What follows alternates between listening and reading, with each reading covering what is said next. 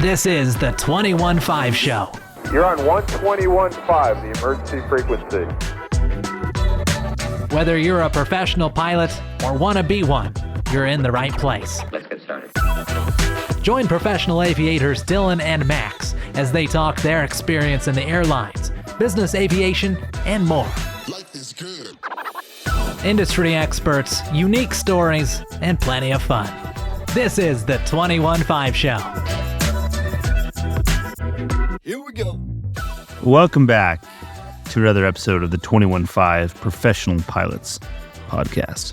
My name is Max. I'm an aviator, personally and professionally, in business aviation and airlines. Joined by my co-host, friend, brother-in-law, Dylan. I am also an aviator spiritually, mentally. I identify as an aviator. I identify as a professional pilot occasionally. You mean daily? Is that what you meant to say? Daily. That's right. Grinding.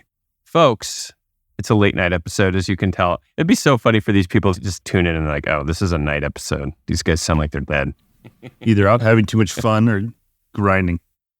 Or both, I guess, in the case of Yeah, that's right. the dynamic duo here. That's right. Folks, we've got a great show for you today. Flight advice was stacking up, so we had to call James and clear out the backlog. A lot of great topics we hit with James, who always has a lot of spirit. He's really getting good with some of these quotes. Ever since he started with, the dog never thought it was going to catch the bus. And ever since then, he's just been projectile vomiting gold. Exactly. A lot of airmen out there with queries and quandaries right now, especially when it comes to the career stuff with so much opportunity out there. So we'll address that in the second half of the show. A bunch of different topics. And wow, we did that Takeoff performance episode in the last show, and we got a huge response from that. Lots in the mailbag and a big thread on Pro Pilot World. So I think we just got to jump in here and get to all the listener stuff right away, and then we'll move on with the show and spare everyone our regular witty banter, because I don't think there's really much to update anybody on, right? You're chasing a bad magneto in a 9-cylinder engine. That sounds like a lot of fun. Oh, dude. As I sat in traffic both ways where we were planning to fly this weekend, I was just like cursing magneto problems.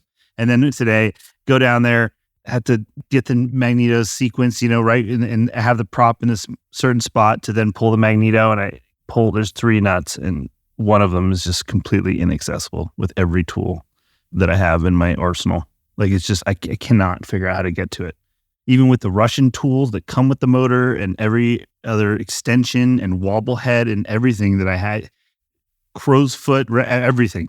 I threw everything I had at it, couldn't get it. Finally. Isn't there an embargo on using Russian tools right now? Well, fortunately, my engine's actually branded Romanian, so it was built under license by the Romanians. So I'm in full compliance. Thank you. All right, good. So anyway, I got to the point I've learned when working on things, especially airplanes, when you get to the point, you just get so pissed. Yeah. You just have to leave. You just have to walk away. Yeah. I would just weaved a tapestry of profanity and then close the hangar door and left. That's all I could do. Now I got to call the pros tomorrow and be like, all right, what's the technique? What do I have to remove? What's the deal? And then they'll be like, oh, just use this in a 45, whatever. Yeah. We'll figure it out. Those are my aviation woes currently. In the words of Rex Kwando, break the wrist and walk away. Nice. Napoleon Dynamite. Yes. Big pull for us. Well, I'm pulling up the mailbag here. Why don't you give us a little taste of some of the reviews that we've been encountering lately? Great podcast. I really enjoy this podcast. The guests are interesting. Dylan and Max have a good time sharing with us. Thanks for covering down in this space. It was interesting. But thank you from Outfits. Oh. So this is a YouTube comment from Jackson Graham 7395. 1 month ago. Fake it till you make it. Stickers, please. Thanks for another great episode. One of your finest quotes. That's good. Yeah. Speaking of golden quotes, there's some on the other side. That's the Eagle Careers quote. And then another one from Trains and Locomotives. The part about single pilot crews is absolutely right. Not enough people are aware of this and are not taking action or speaking out on this. The same thing almost happened to the railroad industry. When the technology is accessible, it's only going to take a CEO to to be the cleanup man, like what happened to CSX in 2017. You can't wait till it's the last minute to fight it. What happened to CSX in 17? I was just going to say, I mean, let's say no more because, you don't want to get Max and I going on the locomotive union and labor politics of 2017. I mean, everyone knows, so I don't think that's worth, rehashing since that's ground we've all covered before. If we'd have to dedicate a whole episode to the CSX 17 scandal. Don't get me started. No, I appreciate everyone who wrote in and with their comments. And I'm happy to send you some stickers, maybe even some fake it till you make it stickers if I go ahead and make those.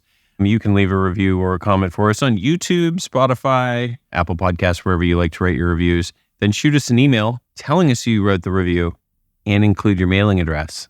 Then we'll send them out. I just sent them out this weekend, actually. While I was sitting in a hotel, I brought my stickers along and addressed a few to get them off into the mail. Speaking of mail, Max, the mailbag, quite full, so we're just going to jump right in. But I got to remind you first, who supports this mailbag, who makes it possible for every episode? And that is, of course, the Advanced Aircrew Academy. If you visit aircrewacademy.com, you can see all of the training modules and programs that they have available to professional pilots, such as yourself and myself. Unfortunately, there are none on Romanian nut removals. That's the one I really need. It's funny. Yeah.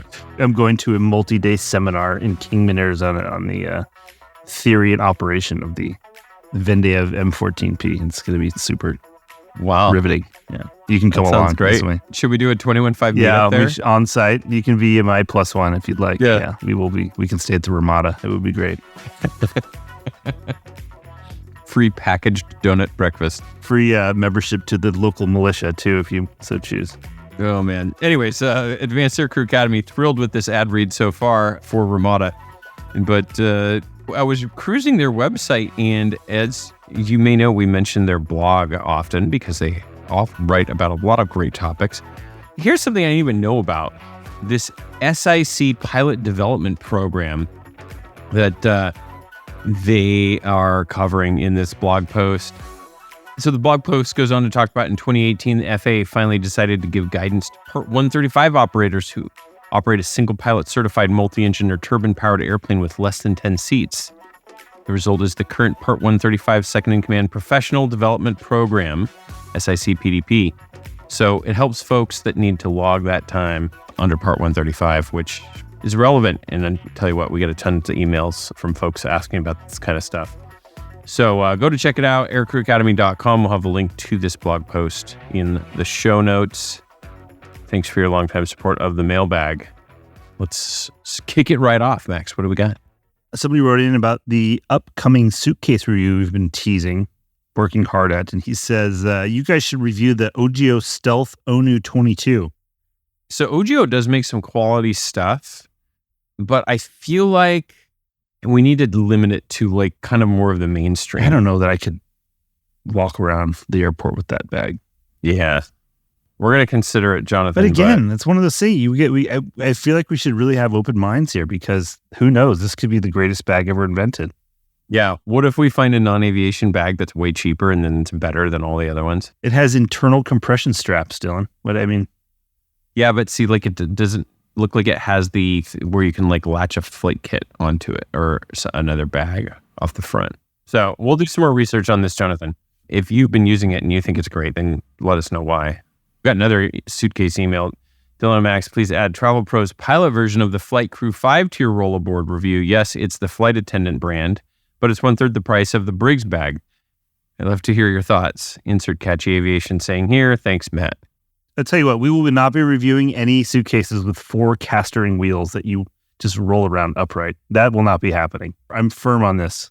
You're drawing the line. Okay. This day and age, with these new contracts, even the regional guys can afford more premium suitcase. Wow. Okay. Am I being a snob? Again, I think it's one of those things like, yeah, the best bag might not be the most obvious. For me, the Briggs and Riley that I use, like that's not really like what people would think is a pilot bag, but I think it's the best. So it's one of those things. We better deliver on this show. It is cheap though, $199. We'll put that on the list. Okay. This is a long one, but I think it's worth reading. I really enjoy the podcast and appreciate how your conversations span both professional and personal topics that relate to being a professional pilot. I know Sir Nick from a prior airline and really enjoyed your conversation with him. I was really looking forward to the runway performance episode, but left a little bit disappointed. I am a 787 instructor pilot at my airline and spend a lot of time discussing takeoff/runway performance with my students. I have found that pilots fly the engine failure maneuver much better when they understand how the profile aligns with the 4-segment climb requirements, and was looking forward to a deep dive on takeoff performance. The episode ended and I was left with no doubt how knowledgeable and passionate James is in ensuring that pilots understand the limitations of runway analysis and how his product is superior. However, I found the conversation quite narrow. I've never flown corporate and would never make a blanket statements about how 91-135 operates. However, James' declarations of Part 121 engine out procedures were not just myopic, but in many cases they were wrong.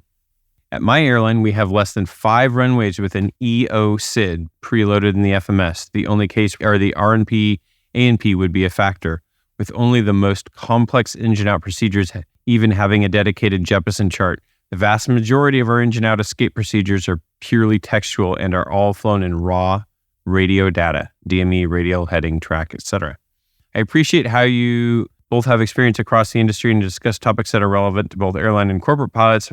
I also understand that some episodes are going to cater more to one discipline, but have noticed in several instances where your guests have spoken about airline topics as facts, where the reality is actually the opposite. I think having a bit more pushback from you when this happens would be helpful, and ensure that pilots entering the space or considering a change have as many facts as possible.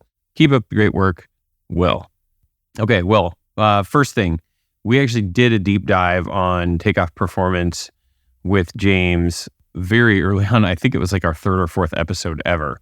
So definitely the last episode was not meant to be a full deep dive on performance. So I would recommend you check that episode out if you want a little bit more discussion on the topic.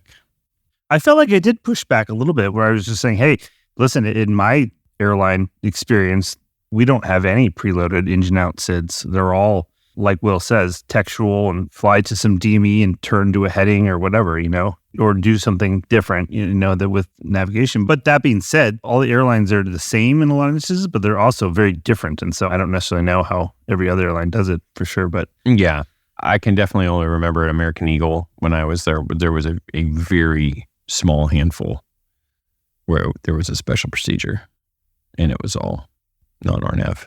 But point well taken, Will. I appreciate what you have to say. And yeah, I agree. I think the point is what the airlines have is great. And 135 has a really big challenge of having to try and replicate that for a ton of, like every airport in the country. That makes it a big challenge. Go ahead and with the next one.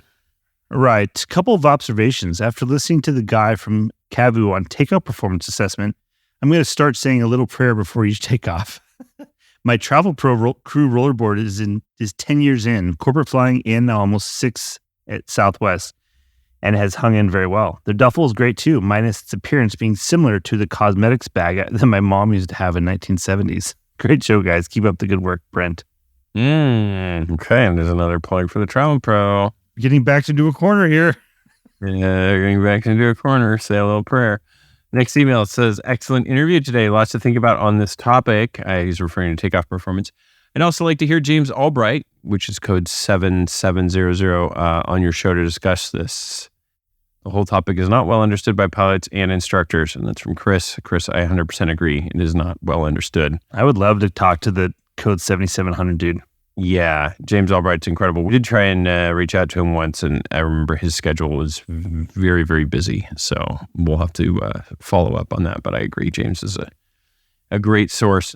Dylan Max, I just heard your current podcast and thought Jim Duvall's takeoff performance discussion was terrific. I have been on a soapbox regarding the use of alternative procedures to depart when standard SID climb requirements can't be met. For 20 years, I have heard briefings that sound something like this. Today, we're going to departure climb limits. Thus, we'll be using the alternative departure procedure. My response to that has been how? In our operation, we put the alternate departure in the secondary flight plan and have that ready to be accepted. Fortunately, when we swap flight plans, the flight director and autopilot remain engaged and the plane follows the new flight plan. We train this at FSI. In theory, it is all well and good until it isn't. I know the Gulfstream events in the 550 SIM, and I'm most concerned that if they're best, knowing the upcoming failure has issues that we mere mortals will not survive an engine failure at or around V1 using the alternate departure procedures. I think the FAA and the OEMs need to address this. Thanks for your podcasts and keep up the great work. Rick. Well, Rick, thank you for the email.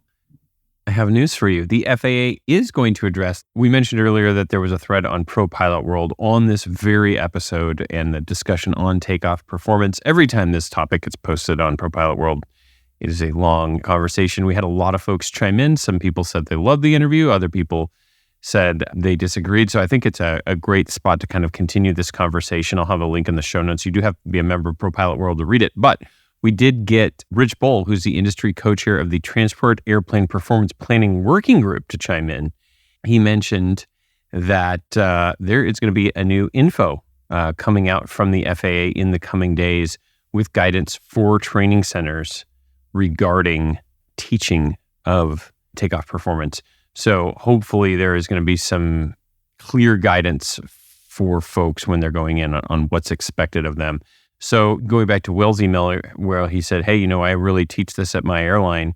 That's great. But I think my main issue is that, especially in business aviation, our industry does a really poor job of training folks on how to use the products out there.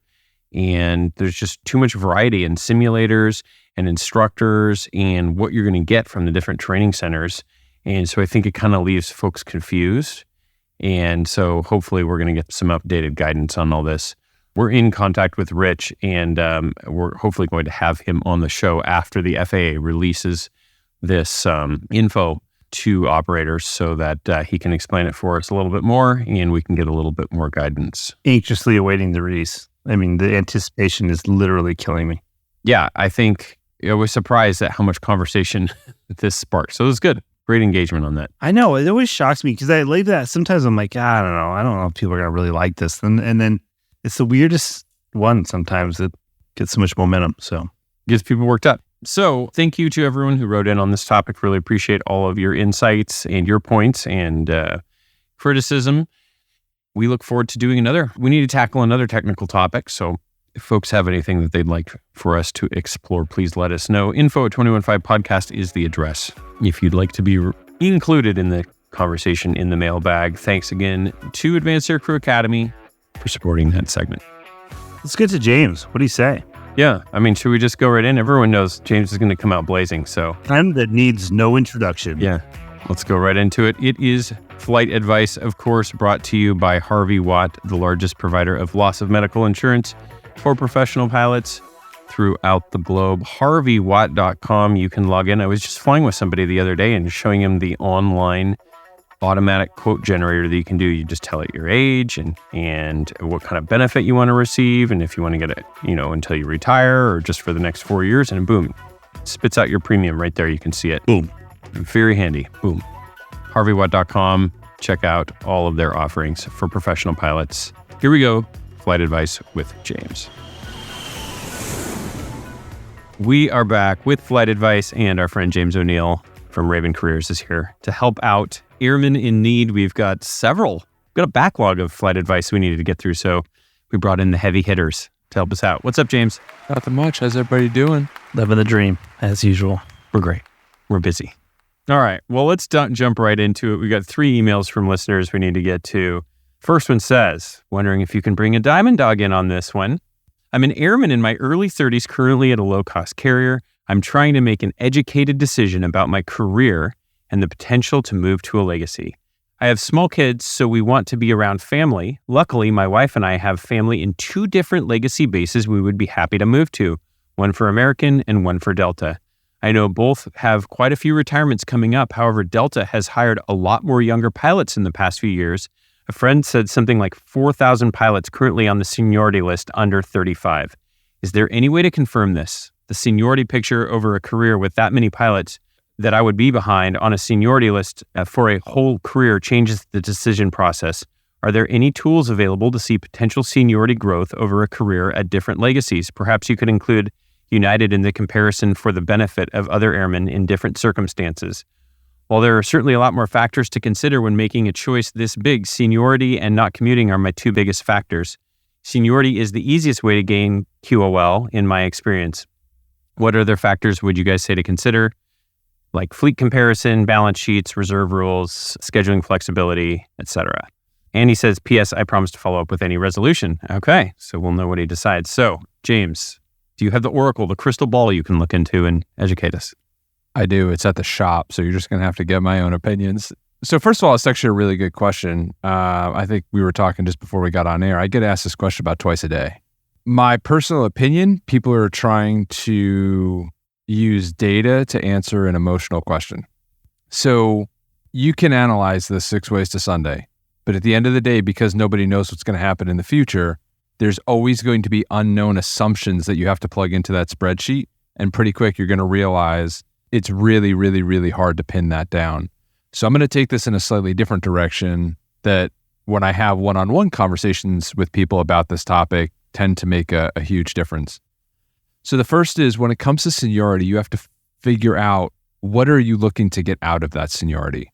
Really good examples of two opposing ideas. If you're looking at that seniority to prevent from furlough, then that's going to be a very different calculation than if you're looking at that seniority to hold a very specific base or hold a very specific airplane. So if someone's looking to go to Delta and they're looking at seniority progression because they want to be a wide-body international captain, then that seniority progression is going to be a really, really big concern, especially because when you take a look at quantity of wide bodies at Delta versus American or United, it's a very different makeup of fleet type. The flip side of that is if you're looking at seniority to protect from furlough, then advancement on the seniority list is not just retirements, it's how many people are they sliding in behind you. But then there's other variables like how financially stable is the company, how risky are the business decisions that they're making in terms of their expansion plans, and so on and so forth. And that's really where it gets into a lot of unknowns very, very quickly. My personal opinion, whether you choose to go United, Delta, or American, you are going to end up in a very, very similar financial spot at the end of the day. Now, if your family cares about the difference between having $9.8 million in retirement versus $10.2 million in retirement, then you can spend the next 3 months running that financial analysis and plugging all those little variables in there. But at the end of the day, you're talking margin of error in terms of what the financial difference is at each of those companies. Where you're really going to see massive differences in terms of where you want to choose to go, it's going to be basing, quality of life, which is not just seniority, it's the work rules. And if you take a look at Delta's work rules in particular, they are extremely strong to the point to where you'll see senior guys at Delta bidding reserve schedules because the reserve system is that good, right? So it's going to be basing, quality of life, and it's going to be advancement outside the cockpit stuff, right? So if you want to be a wide body captain versus you just want to fly wide bodies versus you don't care if you're narrow body or wide body, right? So it's what bases are you getting? What is the type of quality of life, which is really going to boil more down to work rules than it is seniority right now because of the quantity of hiring that's going on. And so those are the variables that I tend to focus on. Because at the end of the day, if you have kids, your kids do not care who you fly for. They do not care the aircraft type you fly. They don't actually even care how much money you make per year because they don't have any concept of what that is. They care about, are you there for birthdays? Are you there for holidays? Are you there for piano recitals? That's what they care about. They care about is mom or dad singing in a crash pad in Queens, New York on my birthday, or are they home? So you can run the financial analysis component of this, but you're going to drive yourself up a wall because there's going to be so many different variables that are assumptions. Really great example. I was talking to one of the guys on our team the other day. There is something called widget seniority. It's one of the tools that people will use for Delta in particular. And he said, when I got hired by Delta, he goes, widget seniority is really good at taking a snapshot and telling you what's happening right now. Because of the volatility and what's happening in the quantity of hiring and the quantity of retirements and so on and so forth, he goes, it's very difficult to get projections out of it that are super, super, super accurate. He goes, for him, when I got hired by Delta, this is a year ago when he got hired by Delta, it told him it would take him 7 years to hold 717 captain in Atlanta. He's been there a year. He's holding 7576 captain in Atlanta. You run all the tools and analysis you want, but there's so many things changing so rapidly that analysis becomes out of date before you're done even running it. Are there tools available that you can see the age? Because in my mind, I'm thinking Americans' big retirement numbers, those are still kind of coming and Delta's already sort of peaked. Is that true? The comments about Delta are true in terms of they're not having the quantity of retirements that Delta and American are moving forward, number one. And number two, that they have a much younger pilot group. There are demographics that are collected. It's very hard to get the specifics unless you either know somebody that's tracking it or you go to the presentations for the carriers. Great example, you're Corey Glenn over at American. This information is like about a year old. And so my numbers are going to be off a little bit, but they're losing something like 50% of their wide body pilots within the next, 4 or 5 years. And they're losing like 100% of them in the next like 7 or 8 years, right? You'll get information like that. But the problem is when you're getting that information, you're getting snapshots of information. That doesn't talk about the difference between, the reserve systems at United, Delta, and American. Or what if you want to be a 777 captain in doubt? Like there's so much that goes into that typically the easiest way to do it is networking, to reach out to somebody on the inside and ask them, hey, look, what does your life look like right now? And I think we're going to get into this in a little bit, but a lot of guys are talking about, hey, what if I jump up from a regional to an ultra low cost to go to a legacy? You can get on LinkedIn and you can take a look at guys that are United that were at Spirit for 6 months or 9 months or Frontier for 6 months or 9 months and ask them, hey, what was that experience like? But this is kind of like talking about the housing market in 2008, right? There's so much changing. And we're not melting down right now, right? It's the opposite direction it's going up. But the point is there's so much changing so quickly that, like I said, a lot of this is becoming out-of-date information so rapidly. The other things too, that you can look at some of the things that are not changing that rapidly or that don't change that rapidly. And then one that comes to mind is base, right? I feel like that should be like almost in the forefront because while bases do close and things happen, whatever happens with the industry and things, that's one of the things you may not be able to count on holding that base forever if things move backwards. But the base and being able to live, if it's somewhere where there's a base, I think that shifts the needle even more so than work rules, right? And things like that. It is, but the work rules protect you against the downside, right? So everyone's looking at seniority, right? How many wide bodies is Delta going to have 10 years from now? What are they going to replace the 75, 76 with? If there's a recession, right, is Delta in a better financial position to weather that than United or American? So yeah, you might have had slower seniority progression, but they're having less damage to their company as a result of it. You start taking a look at Delta's contract and how hard it is for them to actually furlough somebody and how expensive the contract has made it because of flowbacks and so on and so forth, right? That's why when we take a look at that seniority progression, is the progression because you're looking for stability or is the progression because you're trying to get to a certain point in your career, right? The upward progression, yes, you can 100% look at retirements and you can take a look at the existing fleet count and go, okay, how long is it going to take me to hold 350 captain? How long is it going to take me to hold 330 captain? How long is it going to take me to, I was talking to a guy the other day that just got hired at Delta. He was 35. And if I remember correctly, when he was running his numbers based on the basing he won and everything, I think it was 20 years before he'd be able to hold like 330 captain. So now you take a look at that, okay, 35, 45, 55. Okay, so he might have 10 years. But it depends how many airplanes are they going to have, right? If you're 30 years old right now, you're trying to predict what's going to happen in the stock market effectively 35 years from now. You ever watch those things from the 1970s on what life was going to be like in 2002? Yeah. Right? How's your flying car doing? Flying car, yeah, all right. My hover skateboard. You can't predict more than in months in this business. If you're 50 right now and you're trying to make a 15-year progression, you can do that a lot more reasonably than if you're 25 or 30. That's 35 years you're trying to figure out.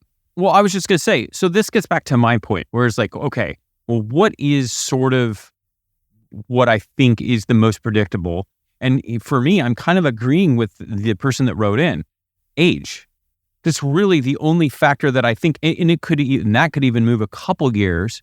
But if I'm looking at a seniority list, isn't that really like what it would boil down to for me? It was like, okay, well, if most of these people are almost to 65, then that seems like the safest path. Why am I wrong saying that? Let's just, for argument's sake, American's going to have way more seniority progression than Delta is going to. Okay. What if American doesn't have a base you want to live in? Does it matter? Yeah, that's what I'm saying. What if when you take a look at your family situation, you take a look at the work rules at American versus Delta? Delta has way better work rules that fit your family life. Does that seniority progression matter? Imagine you're going to go to a restaurant that you don't actually want to eat at, but you're going to get your meal quicker. Would you rather get your meal quicker at a restaurant you don't want to eat at? Or would you rather wait an extra 20 minutes at a restaurant where you're going to get exactly what you want? And to be clear to the listeners, I'm not saying someone should want to go to Delta versus American. I'm saying you have to figure out, do I actually want to go to American? Do I actually want to go to Delta? If you're equal, right? You're saying, hey, look, Delta would be just as good for me as American. That's when some of those seniority numbers start to come into play. And that's what we got in this very one particular case of the emailer. He said, I'm happy with both cities. I'm assuming he's saying Atlanta and Dallas. So then it's going to boil down to things like if you want to be a wide body international captain, right? I can make a very, very strong case that American's going to be a better bet for you. If you are worried about furlough, or you are worried about financial stability, or you are worried about conservative versus liberal in terms of not politics, but in terms of Like management style? exactly, right? Then you're going to see people tend towards Delta. That's seniority because you have to look, what are you looking to get out of it? A lot of people are like, well, I want to move up really, really quick and I want a lot of protection. Okay, well, you're not going to get that. You can move up really, really quick, but you're probably not going to have the same level of protection. You can have more protection, but you might not move up as quick. Well, the way I have this conversation with people, it's the difference between stability and newness. Shiny object, exciting, movement, right? Southwest has been a super stable force in the industry, right? Take a look at post-September 11th and what happened for the next 20 years after that. Yeah, you guys had a little friggin' meltdown with your computer system. So what? Take a look at what Southwest has done over the past 20 years, right? That was really, really exciting when everything was melting down in the economy. 2001, then you had age 65, then you had the financial crisis, you had all the mergers of the airlines. All of a sudden, Southwest was the most amazing thing on the face of the earth because they were giving you stability when stability was really, really valuable. Now, everyone's looking at, oh my God, there's so much growth, there's so much movement, right? It's shiny object. People have to take a moment, take a step back and go, what's actually important to me? Because to get stability and rapid growth at the same time, those are kind of opposite to each other, right? People aren't going, oh my God, I made 35% in the stock market and it's really stable, my choices. Yeah. You're either making 35% in the stock market or you are making stable choices. Those two are in conflict with each other. Right. You can pick it apart and you can rank things, but at the end of the day, you're making so many assumptions. The ranking may not be all that valuable, depending on how deep you're looking into it, like you said. But if you take it from the basics of what do I actually want, then I think you can make some decisions that have some sort of likelihood of holding some water, You got to take a look at what those work rules are. What does reserve look like? What does it take for them to furlough? How does upgrade work? How does downgrade work? How does base displacement work? You got to look at things like that because that's actually what your family's going to care about. But the thing that's so hard is you have all these different pilots, right? So you have somebody that's 40 years old that's coming from corporate, never flown with the airlines. They don't have an appreciation for work rules because they haven't just been beat into the ground at a regional over the reserve work rules. And then you have a 25-year-old that is looking at it and the quality of life and being home for the kids' piano recital that hasn't really sunk in how important that is because you can't prepare for that until you have a kid. So you have all of these bases of reference too. You're trying to make the same decision on what's best for me, but you have things that are framed completely differently based on where people are in their life from a chronological standpoint or what they know about the industry, what they, where they're coming from. And so it's such a dynamic thing. And it's very fortunate that you have choices right now to try and pick where you want to go. Has not been like that for some time, At the end of this conversation, I think we need to talk about the double-edged sword of that. The embarrassment of riches right now is catching some people. So we're going to save that till the end and talk about why that's a trap. Well, here's the question though, James, that relates to this. How many people have you had leave a carrier for where the grass was presumably greener to then realize they made a mistake and want to go back to where they left? I had 2 guys in the past 3 months quit a legacy carrier, not to go to another legacy carrier. One of them went back to corporate. One of them went back to a government position. They got to a legacy carrier. They walked in the door and within 2 weeks went, this isn't right for me. Called me up in a panic going, am I crazy? And I had a conversation with them and their wife, both happen to be guys, and a conversation with them and their wife. Took about 2 hours and we went through all the pros and cons and what that looked like. Both of them made the decision to walk away because until you get in the door, you don't really know what it's like. And right now, everyone's just trying to grab the brass ring. Dude, this is like going out on a date with the prom queen and then you find out she can't hold a conversation, right? Like that's great for the first 2 or 3 dates. But dude, if you're going to get married, you're going to spend the next 40, 50, 60 years together. Looks ain't going to carry you through all that. This tees us up perfectly for flight advice email number 2. Goes, hey guys, I need some advice. I am currently a first officer on the Airbus 319-320 for a legacy. I've been here just over a year. I was formerly a corporate pilot, so this is my first airline. I'm currently about 50% in my seat. I am getting tired of the 3 to 4 legs per day that my fleet does, with short layovers, min days off every month, and trips that are rarely commutable on both ends. I'm debating moving to a wide body, which I am senior enough to be a line holder on. I have never done any long-haul flying, aside from a few transatlantic flights when I was in corporate. The fleet I would be moving to does some really long flights like New York to India and South Africa, 15 plus hours. I'm concerned how easily I'll adapt to that kind of flying, having never done it before, and or if I will enjoy it. What appeals to me is the fact that I will have fewer legs per day, longer layovers, which is something I miss from corporate, and trips that are commutable on both ends. I'll lose about 20% in seniority, but I think my schedule will actually be better with more days off. What do I need to know about ultra long haul flying that I may not be aware of? Has anyone you know made this exact move and regretted it? Do I stay where I am at and enjoy holidays off and have some freedom to bid what I want? Do I go to the wide body and enjoy dozing for dollars and exploring corners of the world I have never seen before? Thank you. I will hang up and listen. And then it says, if noticed, I never mentioned pay. It would be about $20 more an hour, but this is really about quality of life more than money. Huh, interesting. Notice he has all the seniority progression he wants, and it doesn't matter. Getting a meal you want at a restaurant you don't want to eat at quicker does not matter. It doesn't matter. What matters is what is going to make you happy and what is going to make your family happy. While folks are thinking through these problems, if you're married, have a long-term partner, someone you think you might want to make a long-term partner, you really got to sit down and have a conversation with them and go, look, do you care if I'm gone every weekend for the rest of our life? Do you care if I miss every anniversary, every birthday? You got to ask the questions like that because, look, he said the money, $20 more an hour, barely even made it into the question because it doesn't matter. That quality of life, what it looks like when you're waking up every day, whether or not you're happy doing that, that's what actually matters. Not seniority progression, not the money because you're all making a lot of it. $20 an hour, that's a lot of money, but it's not impacting this person's decision. When it comes to the long haul flying, there's a couple of different aspects of that. So the first is the changing of the circadian rhythms.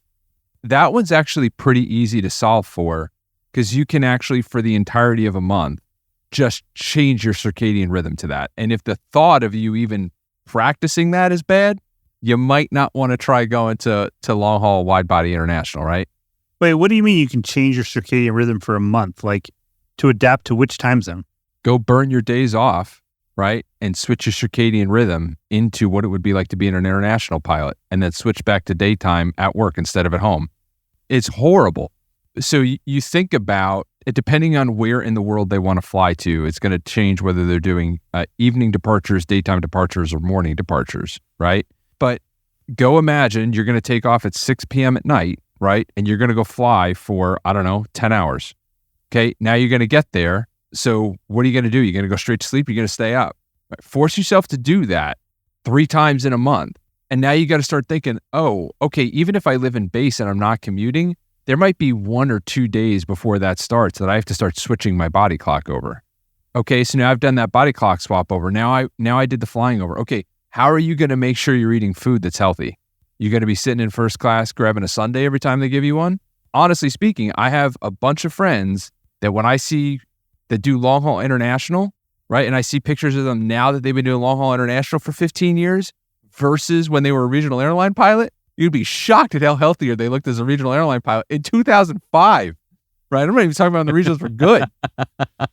That was eating McDonald's terminal food. They still look better, right? Like you're shaving 10, 15 years off your life. I mean, you're changing your body clock. You're probably not eating the healthiest food. You're having to change your body clock back when you get back home. Remember, your kids don't care. So it's not like when you're sitting at home, the dog's like, oh, hey, he needs to sleep. Doesn't care. So you can take a look at, each of them inside their own carriers can go take a look at what is a junior schedule on the airplane they want, out of the base they want, and go see what the flying looks like. Take once or twice a month, go change yourself onto that body clock rhythm and see what that looks like and how hard that is on you. I know for me, when I swapped from even being a NetJets pilot, right, where I was eating crew food on the road all the time and they were we weren't changing majorly, but one day you'd have a 6 a.m. show, the next day you'd have like a 10 a.m. show, to where when I started doing flight check, I get up the same time every day. I get up at 7 a.m. and I'm done at the same time every day, 5 p.m. I've dropped 70 pounds from when I swapped over from NetJets just to having that same schedule Monday through Friday of 7 a.m. to 5 p.m. I dropped 70 pounds just in that. That's huge. I mean, sleep is so important, and that whole thing, like, that's been underestimated for years, for decades. And I think now it's finally coming into its own, where people are realizing how vitally important sleep is, and that stuff is so hard. Like we were just talking about in our last episode, where I was flying PMs kind of unexpectedly, and I am not a PM dude, and it is so hard on me. Like you could tell, doing that for years would kill me. Literally take years off your life. I'm so much a happier person when I'm flying in the morning, which is what I'm meant to. We mentioned this the other time, James. It's like, yeah, the money is going up, the retirement account is going up, but you're taking something out of your physical being to get there. And it's a trade-off. And so I want to get back to the root of this whole question, though. Does this person really want to fly long haul, or are they not happy flying 121? And they're looking for a way to make themselves happy. There's option number 3. We got a guy on our team who's a United guy. He has stayed on the 7-3 as a first officer intentionally so he can get the exact flying that he wants. And he does 1, maybe 2 legs a day in a 7-3, but he's just doing daytime transcons. And so he doesn't like doing multiple legs a day and has no desire to do the long haul wide body international. This goes back to when you're picking a carrier, how much diversity and options do you have in terms of structuring, whether you start in the morning, whether you start in the evening, how many legs a day you do? Because the idea that you could do 1 leg a day domestically for a lot of people is going to be a really good deal. For other people, 1 leg going international is going to be a big deal. So if you're looking for longer overnights, that's really tough in an airline environment not to take a massive pay cut, because they're not paying you to sit, they're paying you to fly. It's not. Now, once again, you can go back to those work rules where you can take a look at, hey, duty rigs and a whole bunch of other things to find out how can I maximize the sit time. But the reality of the situation is, as an airline pilot, in general, you're getting paid to fly the airplane. You're not getting paid to sit around. As a corporate pilot, you're getting paid to sit around. Yeah, that's what I always said when we'd be somewhere with the guy I flew for in corporate, and he'd be, we'd have some drinks and try and give me a hard time. Oh, you got it pretty good, this job. You don't have to fly that much, blah, blah. It was not, no, you don't pay me to fly. You pay me to be available to fly. That's different. And at the airlines, you are paid to fly per hour.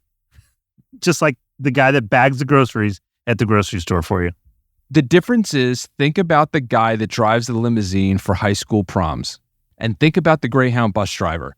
That's the difference. The limo driver for the prom is paid to pick up some people that are going to irritate the crap out of him for about an hour. He's going to drop them off, and he's going to sit in a parking lot for about 8 hours until he picks them up, drives them for another hour, and goes home for the night. The Greyhound bus driver is going to hit 15 stops in a 12-hour period. That's what they do. So if this person was your client, James, are you going back to fundamentals with him? And are you going to say, hey, we need to go through and see if 121 is even right for you? Do you feel like that's the sense there of like, maybe this whole setup isn't right? Or do you think, would you be like, dude, go try the long haul and give it a shot. And if that doesn't work, then, try and eliminate and then make that decision? Or what would be the quick advice to this person without knowing all their factors? I'm asking questions like, how do you like the crews you're flying with? Do you like having flight attendants? Do you not like having flight attendants? Do you miss interactions with the passengers, or do you enjoy not having to interact with the passengers as much? Do you like the standardization, or do you find that that's more like you feel like you're being handcuffed when you get into the cockpit? It's limiting your creativity. Do you like the fact that you don't have to worry about anything like a dispatch release or fueling? Or do you find that, hey, you prefer to have more control over what happens, your routing, what time you're departing, so not exactly what time you're departing, but where you're departing from, so on and so forth, right? I would be asking questions like that first, because that's going to let me understand, is the issue 121 or is the issue the schedule? If you don't like flight attendants, going to a wide-body international airplane is going to have double the amount you have on a 737, not going to be a good move for you. So we've got to find out what is the actual issue. If it's just the multiple legs a day, then we start talking about things like, okay, what if you stayed in the exact same fleet and bid your schedule differently? What if you bid a different fleet that was, depending on what their seniority is, could they bid domestic 7.5 trips? Could they take 7.3 trips that are, I don't know which airline that they're at. So Airbus and 7.3 are going to do different flying at each of the majors. Is that going to allow them to limit the amount of legs that they're doing per day? And now they overall like the environment.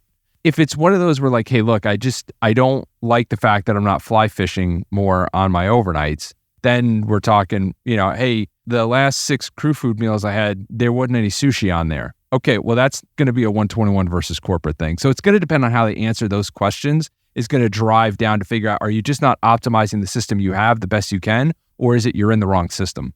The thing that also might fix not having these long overnights is doing the wide body flights to India and South Africa, because I don't know how much time you want to spend in Mumbai, but I've heard it's something tummy. Have you heard that before? And this is the difficulty when people talk about wide body flying, is you really got to define what that is. Because when you're talking about true wide body flying, you're talking about India, China, Japan, right? You're talking about 12 plus hour flights. That's where those guys are getting a lot of downtime on the ground. But you're getting a lot of downtime on the ground because of how many time zones you shifted. That's a different ballgame. When you're talking about wide body into Western Europe, UK, Paris, those are 5-6 hour flights. You're not getting a lot of downtime on the ground. Yeah, you're only doing one leg, but it's not like you're getting a ton of downtime on the ground. So a lot of people, when they say wide body, they don't necessarily clarify, okay, we're talking about wide body. We're talking about like 777, A350, stuff like that, not 7.5 flying or even 7.6 flying in a lot of the cases. One of the things that we always say too to our corporate friends that are like, oh, I don't know if I want to leave and go to the airlines, you can always go back. And if you really are having thoughts of going back, and you have the opportunity to then go try the wide body flying out for another 12 months or whatever, and you've really gone, I think if you don't like that either, you could probably leave and not have a heavy conscience and go back to corporate flying and be like, look, I did it all. It wasn't for me. I'm done. It depends on where you live in the country. I'll use a really easy example, right? I'm in Columbus, Ohio. There are a number of corporate flight departments there. You've got Scott's Miracle-Gro, you got AEP, you have Battelle, you have Nationwide, right? You've got a number of really solid corporate L brands, right? Really solid corporate flight departments in Columbus, but they all know each other. Burn one bridge and let me know how easy it is to go back in Columbus, Ohio. Now, if you want to move cities, right? Yeah, it's easy to go back. So the point is, if you're going to leave corporate for the airlines and you want the option to go back, don't friggin' burn the bridges off your island. Be respectful in how you leave and how you communicate and what you do to help ease that transition. So if you decide you want to go back, you can. Those 2 guys I told you that were leaving those legacies, both of them handled it very professionally when they left. They called the places back that they left from. They were welcomed back with open arms. They basically went right back to their old jobs, but they handled it very professionally on the way out the door. They didn't leave with a sledgehammer in their hand, right? They didn't hire a marching band to play a song while they walked out. Be respectful when you're walking out of there if you want that option to go back. YouTube marching band terminations, it's a fun one. Yeah, and I think also to your point too, where are you going to live? Where do you live? Makes a lot. Dylan, let's say you had a lapse in judgment. You hired me to be your first officer, right? Okay, cool. So now if I handle that poorly and I pee in your Cheerios, what's going to happen when I come back? They're all going to ask you how I was. Even New York, it may be a large market, but it's a tight-knit market. This is a small industry. You really can't risk treating people that way and them not talking to each other about it. So just got to keep that in mind. That's a good point. Quick break to remind you of our friend Timothy Pope. When it comes to financial planning, he's got your back, so you can focus on the mission ahead. Timothy P. Pope is a certified financial planner, helping professional pilots design and execute smart financial planning strategies. From retirement planning and investment management to military transition and tax planning, he's your financial planning partner.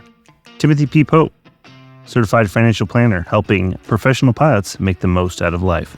Now back to James. Okay, last one. It says, I'm a 500-hour CFI in the Delta Propel program. Of the 3 airlines they have us go to, SkyWest, Republic, or Endeavor, Republic has a contract and the other 2 have class dates already pushed back into next year. Once I hit my time, would it be dumb to go elsewhere and throw away my ticket to Delta if it means I get to the airline sooner? I want to get to Delta in the end, and staying with Propel seems the safest way. So it depends on whether or not you believe those programs are designed to get you to the legacy airlines faster or to keep their regional airline staff longer. If you're bored, you can go onto YouTube, and the RAA, Regional Airline Association, I think is what it stands for. There's a video. They just did a thing in DC it was like 6 or 9 months ago. I mean, he talks about how we coordinate with American on how many people are going to go when. I'm paraphrasing badly, so go watch the video. You can make your own determination as to what he is or isn't saying. So the answer to that really depends on what you view the purpose of that program being. There is a choke point in the industry right now. Definitely just went to OBOP here about a month ago at this point, and spent a lot of time talking to a lot of different regionals.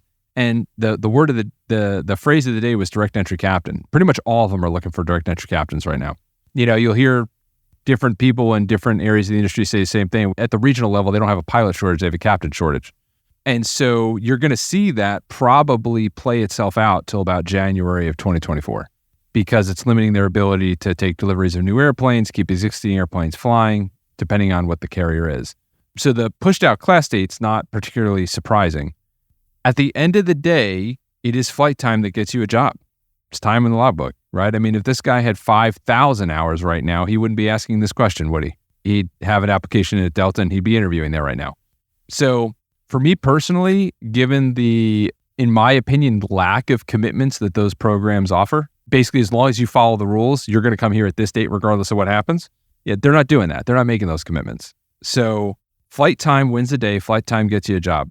And so for me personally, I pursue flight time. If Propel is the fastest way for me to get that flight time, then I will go through Propel. But if Aviate is the fastest way to get that flight time, then I'll go through Aviate. And if teaching at the local flight school is going to be the quickest way to get that flight time, then I'll teach at the local flight school. If flying banners is the quickest way to get that flight time, then I will fly banners. I draw the line at doing something I think is going to kill me while I'm trying to build the flight time.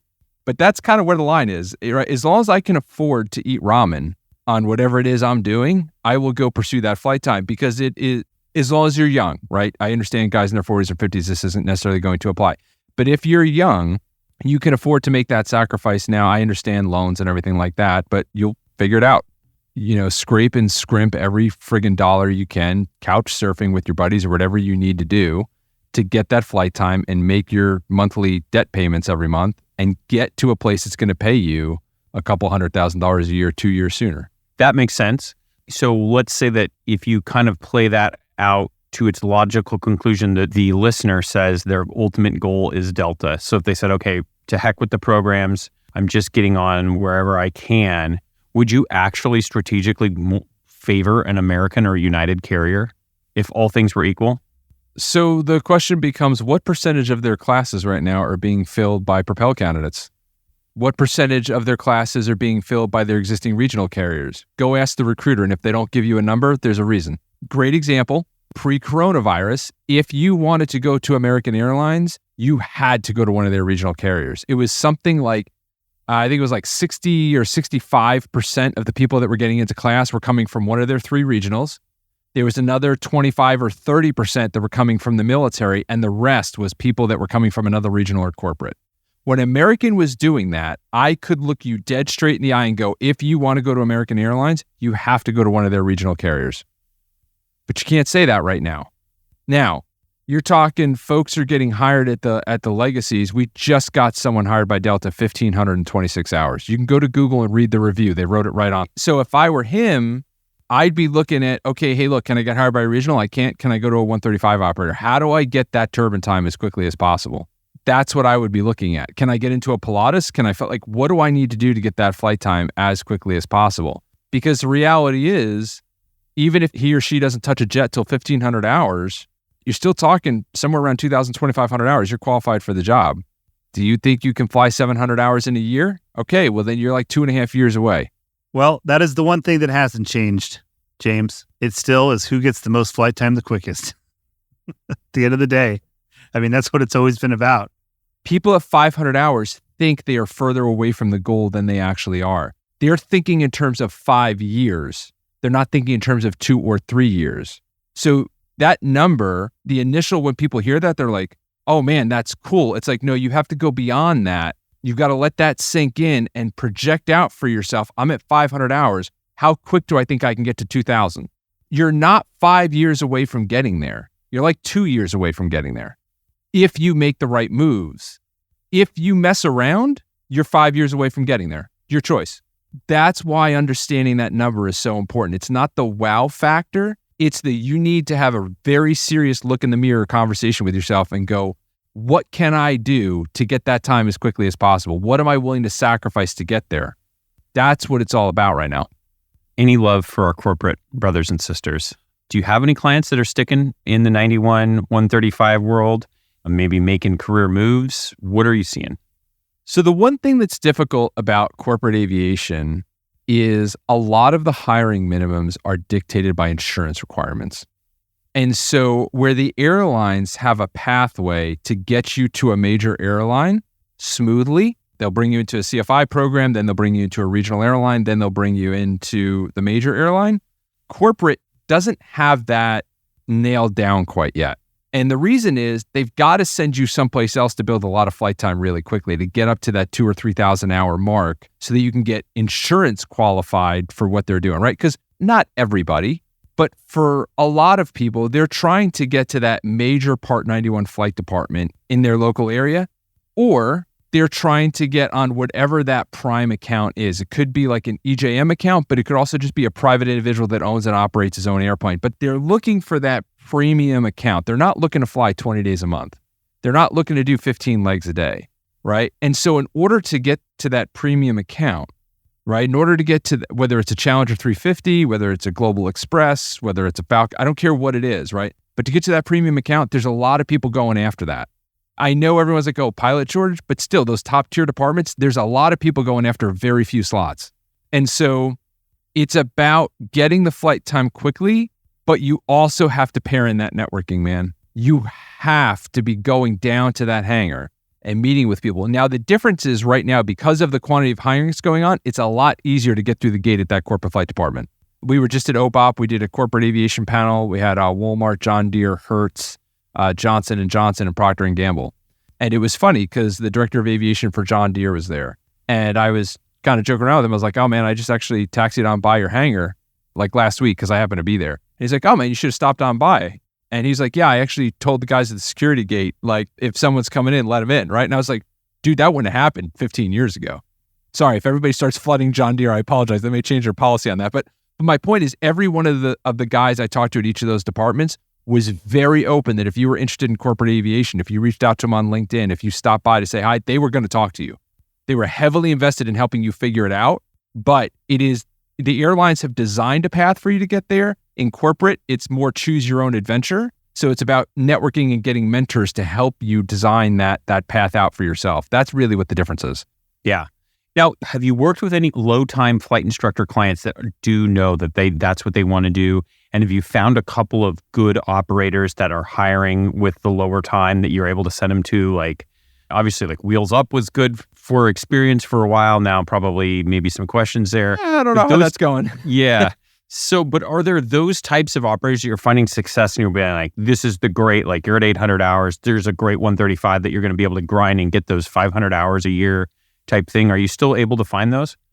So we are, and we have relationships with a lot of the recruiters at those different places, but it does vary depending on where the person wants to live, how much flight time they have, so on and so forth. So if they go to the website and just book one of those 15-minute strategy sessions, we'll ask them a bunch of questions about their background and walk them through that. But really the biggest difficulty that they have is, how do you stitch together, okay, so I'm going from flight instructing to now I'm going to go fly a Pilatus. Well, then what do I do after that?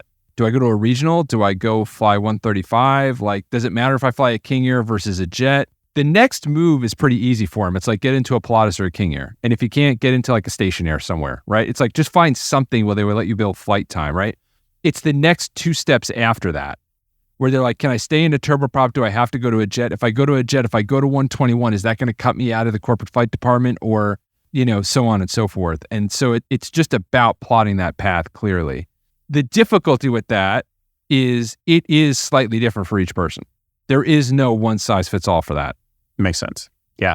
I think that's what I've encountered, Max. I don't know if you've been trying to help people with that same problem, but it's just, yeah, what's that first 135 job? You know, that's the tricky stat. But I feel like, gosh, if once you get that, even just a light jet and you go fly 1,000 hours in that light jet, it just opens up so many doors. But that's still kind of the trick, is getting there. Yeah, but the big part of that folks don't think about is you really have to be very conscious over that person that's going to hire you. Are they going to take on a mentorship role? I can't tell you how many stories I've heard from folks where they're like, dude, I so lucked out. I got into this 135 operator. They were flying me a ton. 2 or 3 captains were really great captains.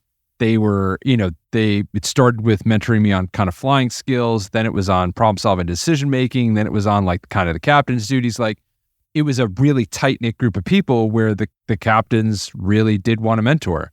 And then you have other ones where guys thought they were getting into the greatest thing on the face of the earth. Like, hey, I have a job. And they show up and the guy they're flying with like, hey, I just need you to keep your mouth shut and look out the window. And you're like, oh, okay. So now I'm building flight time, but I'm not building skills.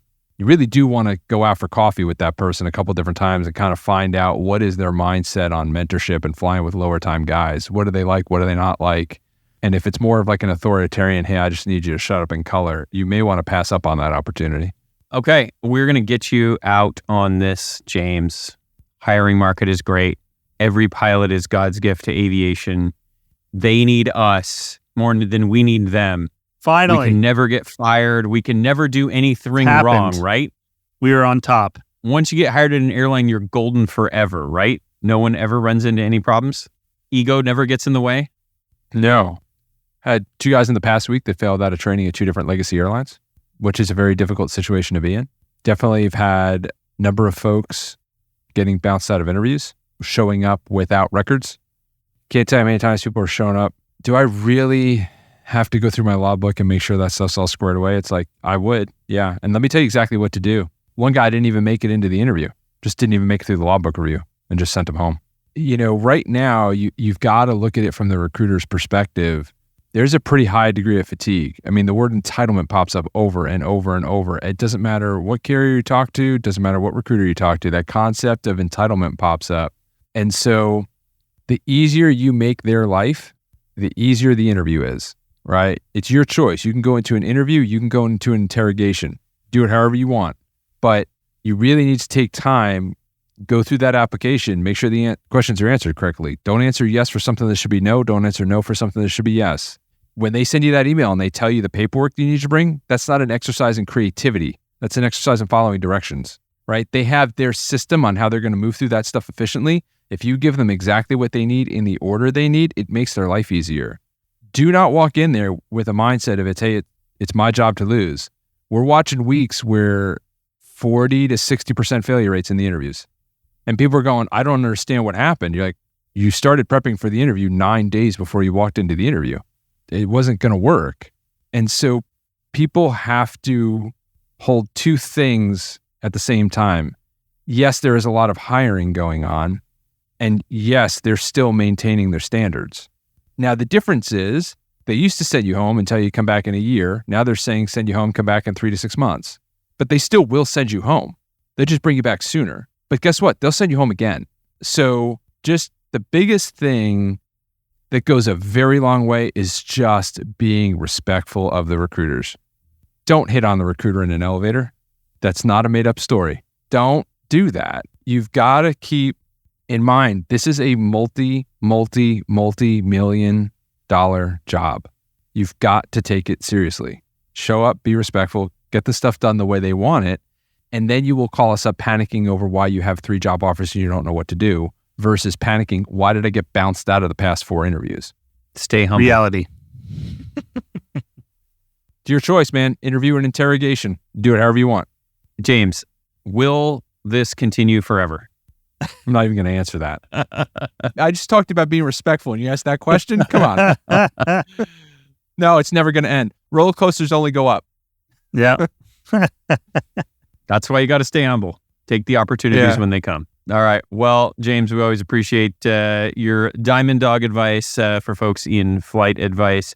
If people want to get a hold of you, we'll have the link in the show notes, ravencareers.com. They can attempt to get on your calendar. I imagine it's probably pretty full. We have been flooded. So they can attempt to get on the calendar. The wait times are a little bit longer. So if you can just be patient, we appreciate it. But I have an interview in 9 days. 3 interviews. I wish you the best of luck. All kidding aside, I mean, we will move heaven and earth to accommodate folks on that. It's just, when you're doing it in 9 days and you're on like a reserve schedule where they're calling you out every day, it's a little tough. Yeah. So, give us a call. We'll figure it out, but it's not going to be smooth. All right. Sounds good. RavenCareers.com. Thank you very much, James. Thanks, James. Always a pleasure. All right. Thank you. Max, another great session with James. Love being able to give back and help people with the flight advice segment. And now that people are writing in and telling us what they're actually doing with the advice, I think it's becoming even more rewarding. I was just having this conversation with my kids about why we do this podcast. And the whole point of it was that it helps people. Some people more than others, but most people, they just get entertainment on their commute to and from work. It seems like what we get a lot. But some people, it does actually help. And coming together and gaining perspective from other people in the business that know more than we do oftentimes is like this interview we just had with James. He does provide some very valuable perspective, and I think it makes a difference for people. At least I hope it does. So I guess we'll keep doing it. I think something that you and I especially take for granted, because we went to Embry-Riddle, the Harvard of the skies, you might have heard about it, embryriddle.org, is that we have a large friend group, right, of all professional pilots. And, all of our college buddies are pilots, and we have a huge network of pilots here in Phoenix. And we're kind of surrounded by a lot of people. And so we almost, I think in some ways, can take it for granted, like being able to reach out to somebody and be like, hey, what's it like at NetJets? Hey, what's going on at United? Or like, hey, I'm having this problem with my boss. Like, what should I do, in the corporate side? Or, XYZ. And I think that you and I are very fortunate. And it's sometimes maybe hard to remember that not everybody's in that same situation. Maybe you're at a Part 61 school and you only know like one or two other people in aviation, So it is good to keep that in mind that not everybody has a huge network. So a lot of people might be envious of your huge network, Dylan. It's very profitable. All right. That's enough. Okay, it's time for bed. It was a late night session. I want to thank everyone who's contributed to the show, all of our listeners who left reviews, wrote emails, and submitted something for flight advice. If you need some help, you can visit our website and fill out the anonymous flight advice form. It's real juicy. You get right to the anonymous form. Yeah. But otherwise, of course, you can just email us at info215podcast.com or send Dylan a message on LinkedIn, TikTok, Instagram, Snapchat, MySpace, whatever. X. We're all over the place. Thanks to Harvey Watt, Tim Pope, Advanced Aircrew Academy, Veris Jet Sales, and the Air Comp Calculator, Dr. Broyhill, all the hard work that they are doing for folks in the industry. We will be back in a couple of weeks with more for professional pilots. But until then, remember, flexibility is the key to air power. We'll see you next time. See ya. The statements made in this show are our own opinions and do not reflect, nor were they under any direction from any of our employers.